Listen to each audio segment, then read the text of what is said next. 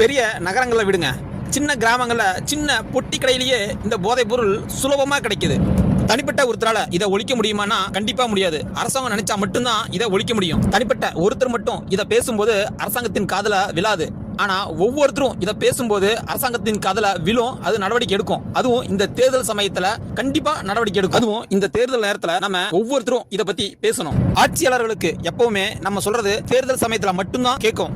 அப்புறம் ஒவ்வொரு பெற்றோரும் உங்க குழந்தைங்க அழிவு பாதையில போகணுமா இல்ல வெற்றி பாதையில போகணுமான்னு நீங்க தான் முடிவு பண்ணணும். அதுக்கு ஒவ்வொரு பெற்றோரும் தன் குழந்தைய ஒரு கண் சந்தேக பார்வையில தான் வச்சுக்கணும். நான் ஏன் என் குழந்தைய சந்தேக பார்வையில் வச்சுக்கணும் நீங்க கேட்கலாம். என் பையன் என் புள்ள நல்லவேன்னு நீங்க சொல்லலாம். ஆனா எல்லாரும் இப்படி சொல்லும் போது அப்ப யாரோட குழந்தைகள் இங்க கெட்டு போகுதுங்கிற கேள்வி இங்க எழுது. நம்ம குழந்தைங்களை நம்ம நம்பணும் தான். ஆனா அதிகப்படியான நம்பிக்கை தான் இங்க தவறுக்கு காரணமா இருக்கு. நான் தான் கஷ்டப்பட்டேன், என் குழந்தைங்களாவது சந்தோஷமா இருக்கட்டும் அப்படின்னு இங்க கொடுக்குற அதிகப்படியான காசும் அதிகப்படியான செல்லமும் இதுக்கு காரணமா இருக்கு. நம்ம பிள்ளைங்களை மட்டும் இல்ல, நம்ம பிள்ளைங்க சேர்ற நண்பர்களையும் இப்ப நாம கண்காணிக்க வேண்டிய கட்டாயத்துக்கு தள்ளப்பட்டிருக்கோம். நம்ம பிள்ளைங்களை மட்டும் இல்ல, நம்ம பிள்ளைங்க சேர்ற நண்பர்களையும் இப்ப நாம கண்காணிக்க வேண்டிய கட்டாயத்துக்கு தள்ளப்பட்டிருக்கோம். ஆய்வறிக்கைகள் என்ன சொல்லுதுன்னா, சக நண்பர்களால தான் ஒரு பையன் கெட்டு போறான் அப்படின்னு சொல்லுது. எப்படின்னு கேட்டீங்கன்னா, என் ஃப்ரெண்ட் யூஸ் பண்ணிட்டு இருந்தான், அதனால நானும் யூஸ் பண்றேன், அவன் எனக்கு கொடுத்தான் அப்படிங்கிற மாதிரி தான் இங்க வருது. அதனால தான் நம்ம குழந்தைங்களை மட்டும் இல்லாம அவர்களோட நண்பர்களையும் நம்ம கண்காணிக்க வேண்டியது இருக்கு. ஏன்னா அவங்களும் நம்ம குழந்தை மாதிரி தானே. குழந்தைங்களை அதிக நேரம் தனிமையில விட்டுட்டு